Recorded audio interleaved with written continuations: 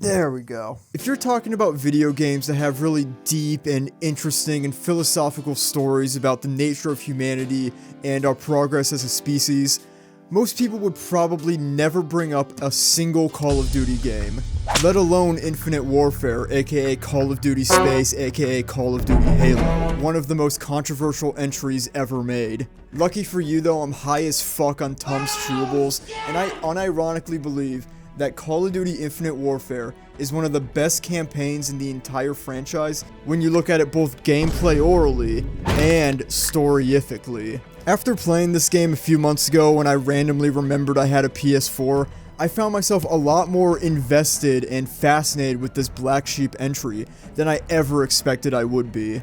And I'm gonna tell you exactly why. Keep So watching don't the click video off the video. and nobody gets I'm hurt. gonna kill This you. is a threat. If this video gets 10,014 likes, then I will eat a Prima strategy guide.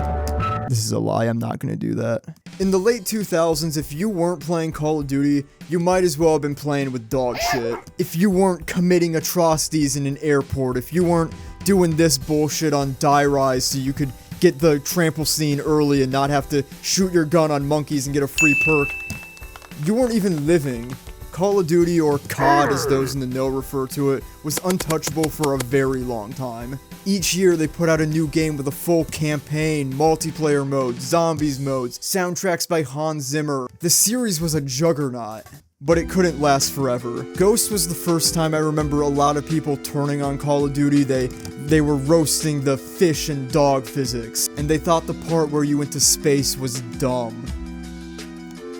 Foreshadowing. And as the years kept coming and they didn't stop coming, people began to wonder, hey, wait a minute, why does there need to be a new COD game every single year? Are they really having so many amazing ideas? Are they really innovating so much that it's justified? I mean, do they expect me to have $60 every single year to get the same game again? While the yearly release schedule may have been good for people doing Family Guy trolling and voice lobbies, the critics kinda had a point. The series had gone from quaint and cozy World War II shooters that people were sick of, to absolute lunacy, Michael Bay-esque explosions and spy espionage plots, nuclear bombs, wars that aren't even real, power armor, mechs, Kevin Spacey, wall running, jetpacks. And people got sick of that too. We were going further and further into the future, and eventually the inevitable happened. Call of Duty went to space. And not just for a single mission, the whole game. People were pissed. Really pissed off. 4 million dislikes on the reveal trailer alone. One of the most disliked YouTube videos ever at the time. It had been 5 years since they had done anything even relatively close to modern day, and 8 years since they had done any of their World War II MP40 Pacific European theater hijinks. And it didn't help that around the same time, EA dropped the trailer for Battlefield 1, a World War I shooter, and everybody fucking loved it. The people had spoken. Space is dumb and gay. The meat grinder of World War I, hip hip hooray. Yeah, you know, nothing says World War I like bwah, bwah, bwah, bwah, bwah, bwah, bwah. Infinite Warfare was quite literally doomed from the moment people first laid eyes on it. The general sentiment was that going to space was creatively bankrupt and a cheap gimmick when you've run out of ideas. Nobody seemed all that upset when Mario and Angry Birds and the Muppets did it, but whatever. But does Infinite Warfare really deserve the hate? Is this game actual trash? Was it in fact made by sniveling dipshit morons who are ugly and fat? No, I actually think it's pretty damn good. The campaign, at least. I can't speak on the multiplayer, especially when it was the main COD. But you know, I played a few matches, I thought it was fun. I'm not very good at COD multiplayer, I don't know what any of this shit is. Give me a gun and I'll shoot. It is what it is. I'm giving the multiplayer a perfect 10 just to piss you off. And as for zombies, anything past Black Ops 2 makes my head feel like crumpled paper. I don't get it. I know Kevin Smith is playable in here somewhere, watching Captain Marvel and weeping. The campaign story is all about a human settlement on Mars, the Settlement Defense Front, or SDF, deciding to go to war with Earth, specifically the United Nations Space Alliance and a small crew, you, pushing them back to Mars where they belong. Yeah, I mean, I'd be fucking pissed if I lived on Mars too. There's nowhere to fish. Do they even have oxygen? Everyone's wearing masks. I don't think they have oxygen. They don't even have oxygen. I'd go fucking crazy. Imagine you can't breathe on the planet you live on. Holy shit. The war, like a lot of real-life wars, doesn't totally make sense and is mostly justified by lies, propaganda, and greed. The entire conflict is obviously fictional, so the writers free themselves from any controversy or trouble they could get into from depicting real-life wars. You know, they don't have to worry about making them too black and white. It's not like Black Ops 1 where you're gonna find yourself, like, screaming at the TV because you want to join the Viet Cong. In this game, kind of like every Call of Duty, you really get the impression that your unit is the only one fighting in the entire war, while the rest of the army is off driving Jeep Wranglers to Applebee's. The entire war, from beginning to end, all the important battles involve you and your team, but mostly you. But it's fine, because you're Nick, we got Tom Cruise at home Reyes, and your team consists of funny robot Ethan, Salter, who's a girl, Omar, Todd, Griff, the rest of them. Does anyone else think Griff kind of looks like Seth MacFarlane? Like, am I insane? You tell me. His name is Griff, like Griffin. Peter Griffin, Family Guy. The campaign deals with heavy themes of sacrifice and the reality of the brutal nature of war as you watch your men get gunned down by hordes of robots on an asteroid flying around the sun. I guess it's true what they say. War doesn't change. You're just in space now. Unlike past Call of Duty games that take place almost 100% on Earth, this game takes you all over the solar system. You got Jupiter's moon Europa, our moon, Saturn's moon, asteroid fields, a comet orbiting the sun, spaceships, and Mars. I kinda wish there was a little bit more, but I guess I'm being greedy. You also got these nifty space dogfights which really fill out the rest of the solar system, since they were cowards and wouldn't let us fight on the surface of Jupiter or Uranus. But the Uranus level would probably stink. So they settled for their orbit instead. These jackal sections, as they call, they're actually pretty damn cool. They really make me feel like I'm hurling around space, smashing into everything, and blowing up. I love it, it's a ton of fun. The controller is screaming shit at you that probably matters, but who cares? Press L2 to release flares now! Fuck! Being the most recent Call of Duty campaign I've finished since, 2012, I found it to be a pretty refreshing and cool leap forward. Very, very innovative with all the jetpacks and wall running and sliding.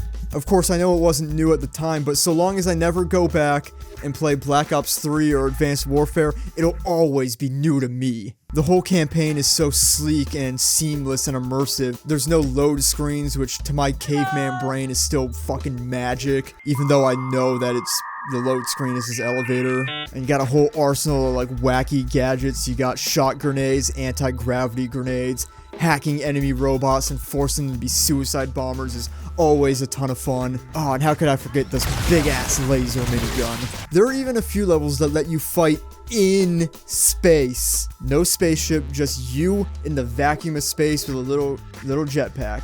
You kill people on asteroids or on top of spaceships like that one, like Rise of Skywalker, but it's not dumb. It's so weird to be able to get into like classic Call of Duty gunfights while upside down and jetpacking around. You got like a grappling hook. It's so fucking cool. It also kind of makes me a little disoriented and sick and want to throw up and nauseous, but or maybe it was making me sick on a philosophical level. Despite the fun I was having, the whole time I was playing, I couldn't help but feel this very depressing atmosphere to the whole adventure. I think the game can come off as very nihilistic in its vision for the future. We've come so far, but also we haven't. Colonizing the solar system didn't bring us together, we're still doing the same stuff. We're still needlessly slaughtering each other, exploiting civilians, committing horrible atrocities, and watching our men get their heads crushed by robots or beat to death by space Colin McGregor. The game opens with the quote,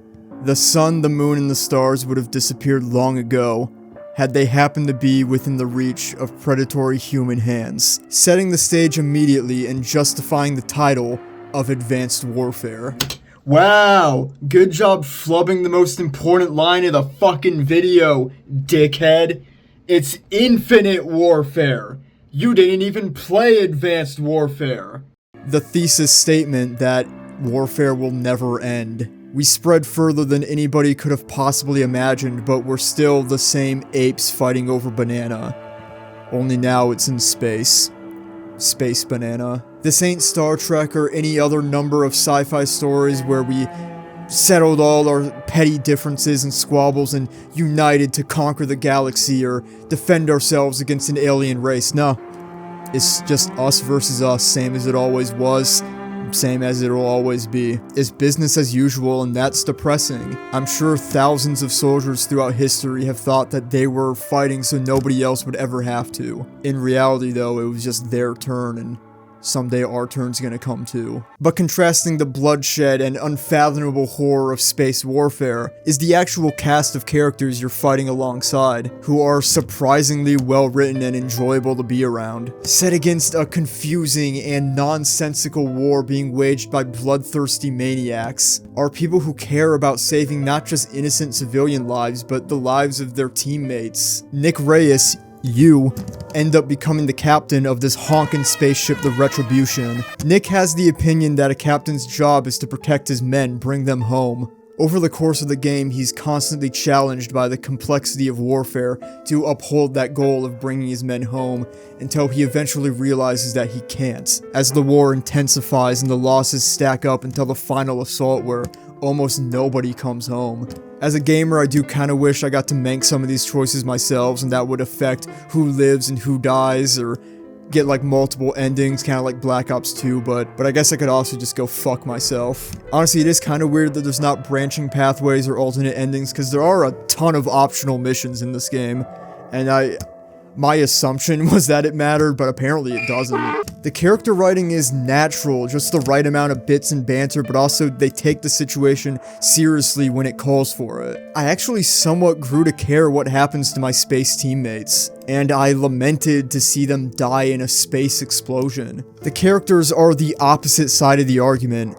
How can humanity be so evil and so bad when they all exist, when they care so much about each other? Is the evil among us really greater, or is it just louder and more annoying?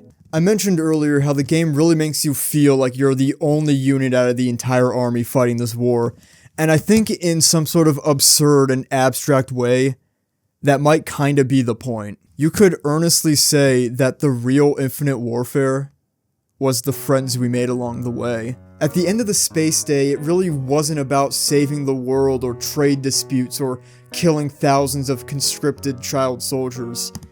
It was about hanging out with our friends. It was about the memories, the camaraderie, the laughs and the tears.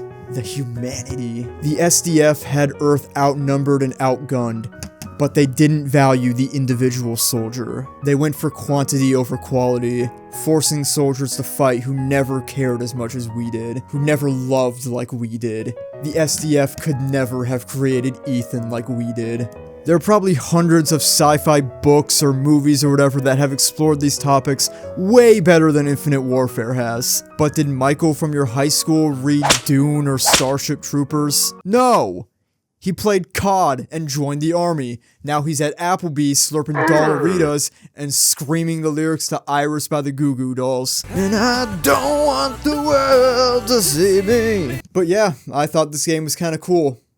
Sue me. I can understand the sentiment of the incest fan base at the time, but once the dust settled and people actually got their hands on the game, they hated the multiplayer, but once even fewer people played the campaign, they almost all universally loved it. Infinite Warfare is pretty regularly upheld as one of the best story modes in any Call of Duty game. It's not perfect, nothing is, but I think it's a really cool departure from the usual formula. The devs had hoped that Infinite Warfare would become a new sub-series that they could keep going back to this universe, but instead it bombed about as hard as any Call of Duty game has ever bombed. And that was the end of it. Put away your spaceship toys, you're going back to Normandy. I hope someday they get the freedom to do something big and crazy again, and I hope even more that the fans will let them, that they'll go in with an open mind and see what's up. Then again, these games are kind of about the multiplayer, and it seems like they really dropped the ball on that one. So maybe it's all the multiplayer's fault. The state Call of Duty is in right now is not great. Might just be time to chill for a few years, but hey, what do I know? Either way, see ya.